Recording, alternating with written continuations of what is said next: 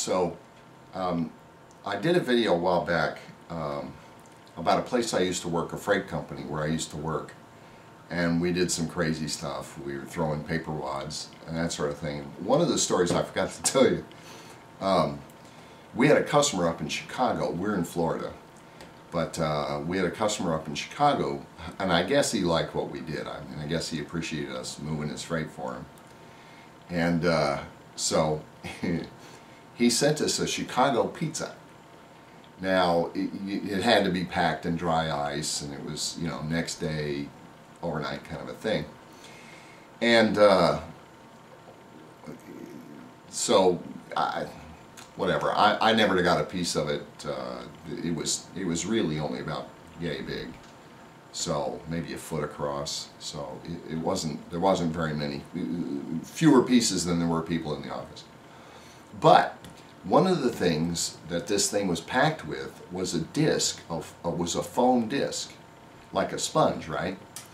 And it was about this big, and it was about that thick. And I saw this, I'm like, I gotta do something with this.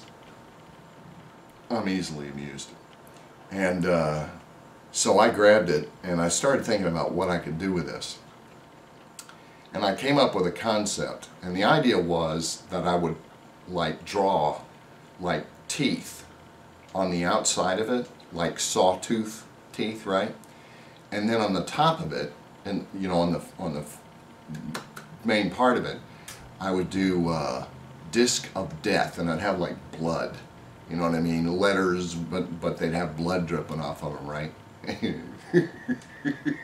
I actually did it, and this is it, the disc of death, right? So we got the teeth on the side there, and we got the disc of death. So anyway, I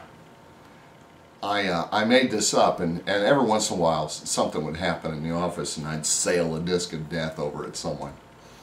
Well, when I left that place, I kept the disc, and I've had it, you know, around my desk at home for a long time. And every once in a while, I find the need to threaten my wife with it. And she'll nag me or bug me about something, and I'll go, you better stop, or else I'm going to get out the disc of death. And, and so, finally, she threatened to take it away from me. Now, years ago, I was in a sporting goods store. I really should tell these stories in order better.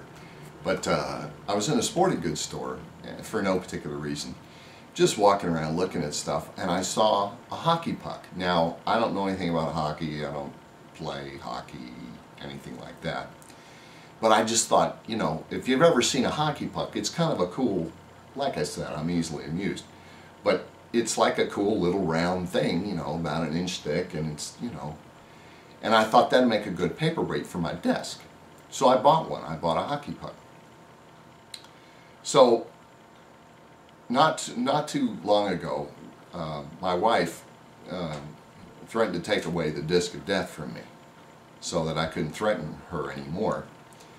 And so, on the spur of the moment, I realized that I had another weapon, and that would be the puck of doom. So, I'm not scared anymore. She can take away the disc of death all she wants, and I have the puck of doom. And now, like I said, I'm easily amused, right? And if that fails, I have these things on my desk, and then I can turn those into something. And then there's this thing. You've probably seen these things. They're really cool. So I've got that too, in case, you know, in case she starts stealing stuff wholesale. So anyway, that's a story about the disc of death and the puck of doom. So anyway, that's it. Comment, rate, subscribe.